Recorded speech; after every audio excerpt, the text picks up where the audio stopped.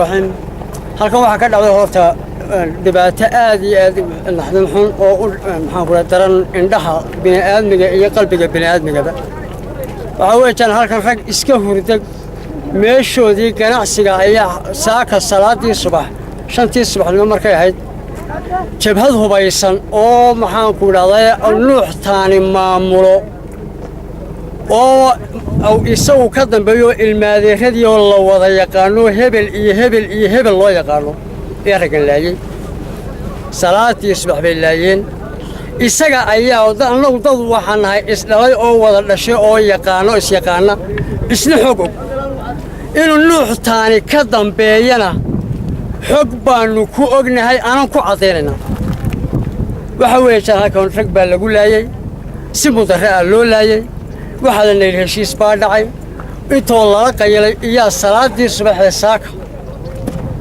rag loo soo maray ay ku soo guureen bar si fool xun bay u laayeen oo bini'aadminimada ka baxsan bay u laayeen si aan la qaadan karin bay u laayeen waxaana ka dambeeya ninka maanta xukuma ciidamada Soomaaliland labada ciidan bay isaga ayaa maamula ciidanka qarankana isaga maamula ka jabadana isaga ayaa maamula waan ognahay sidaas waxaan ku talinaa waliba in la sii dalacsiyo ninka waayo kii hore habeenimada mirta lagu dilayda cimrigiisa ku dheeraaday maantana waxaan hubnaa in la sii dalacinayo dee taana waan hubnaa anagu maxay say tahay waan isnaqaanaa anagu ragga laayo waan naqaanaa ragga ka dambeeya waan naqaanaa dhilada ma ku seexanayn mise kuma seexanaynba meesha taalo horta ma ku seexan doonaan mise kuma seexanaynba meesha taalo dhibaatada cid baa ka mas-uula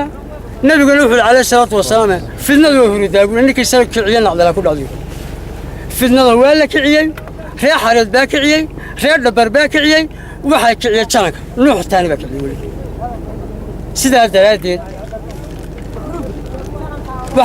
waxa annagu aan leenahay oonu dowladda Soomaaliland u sheegaynaa oon ummadda maxaan kula wax kala garanay aqliilaha u sheegaynaa wad meesha inay cadaalad u oolin ninka labada ciidan ba haysta in cimrigiisa meesha lagu dheereeyo lana si maxaan kula labada ciidan ba isagu sii maamula cadaalad ma taal meesha laakiin annagu waan isnaqaanaa waanan kala aargoosan doonaa haddii ilaahay ka dhigo nina libi ku seexan maayo nina tiiraanya ku seexan maayo wasalaamu calaykum waraxmatullahi subaxnimo ayaa la leeyahay ragga waxaa ka dambeeya nuux taani baa ka dambeeya ragga jabhad baana laysay la yaqaano hebel loo yaqaano sanadkii dambeeyay imisa qof baa la laayay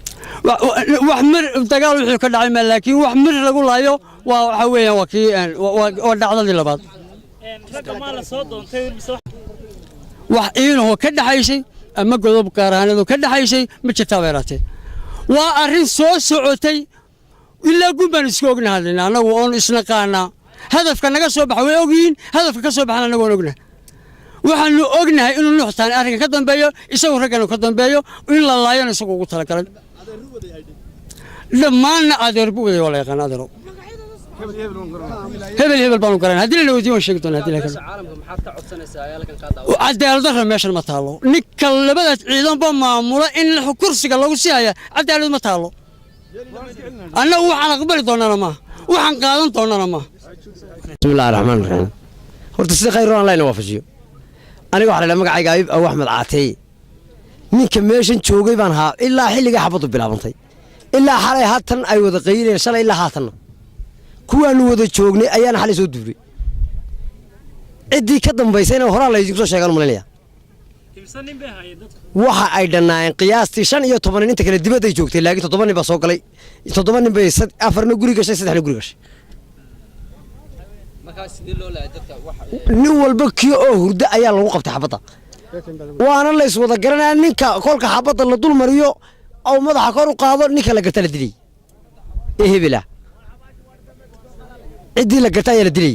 waxa nala hurday nin Cabdiraxmaan Saacada oo ka yimid bari gacantooda ayay ku kaxeeyeen macaal alaabtiisi way u qaadeen iyaga fogay kii la hurdayna gooshiisi bay ku dileen magacyadooda oo saddexan waxa loo jeedaa Ismaaciil Maxamuud Caatay day maal dawal عمر دايب مال saddexdaa nin bay kala haayeen maadaama tahay goobjoogii markuu dil ku dhacay joogay miyaad garanaysaa dad markaa ciddii ka dambeysay markaas la qaylinaysa isaga wajiyadooda kuwii meesha wax leynayay magacyadoodii baan garanayaa mid noogu sheeg mid ayaan kugu sheegayaa waxa kow ahaa daahir cali ducaale ninka la yidhaha waa nin reer dhabara nuux ismaaciil taa nin adeerkii weeyi ka labaad wuxuu ahaa carab cali ismaaciil waa in adeerkiinu isaguna waa nin la mid a meel bay ka wada yimaadeen qoob qulana way ku soo wada qayliina ka wada yimaadeen shalay inay goodaan ku jireen tilmaanta waa la sheegaya dhammaantoodna waa niman nuux ismaaciil taa nin adeeradooda isagaana ka dambeeyey falka o dhan isaga ka dambeeyey sababta ma la garanaya ilaa hadda ka dambeysay dilkaas dilkaa waxaa ka dambeeyey waa dilka in badan soo jiitamayey kulmistiyadee kacaankaba ninunba wada xukuma shilkani marka uu dhacay waan dhexu dibe ragga nasiiba kumkii igu soo hagaagay ayaan isjiirnay qorigii marka uu ka duulana waan iska dhaafay waan ka fogaaday markaa in badan ay soo ridayeen dabadna waan ka baxay waan ka baxsay markaa kii aniga igu soo hagaagay markaan isjiirnay xabadii qorigii baa dhulka uga dhacay waan iska dhaafay waan baxsaday waa rasaastii ragga lagu laayay waa rasaastii rag nimanka lagu laayay maqaasiinka ciidanka iyo ka jabadaba meel baa laga wada maamulaa taasi waa nin qura un baa wada maamula nin qurana u wada maamula hubkana nin qura hubka rasaastii raashigaba nin qura wada bixiya maxaan ku idhahdaa jabadaba maqaasiin baa laga soo wada bixiya idinka markaa maxay nii qorshaysan markaa hawshan iyo aaska dhamaysataan idinka markaa maxay nii qorshaysan inaan oohin la seexanin tani waa umula doox weeyaan la shakana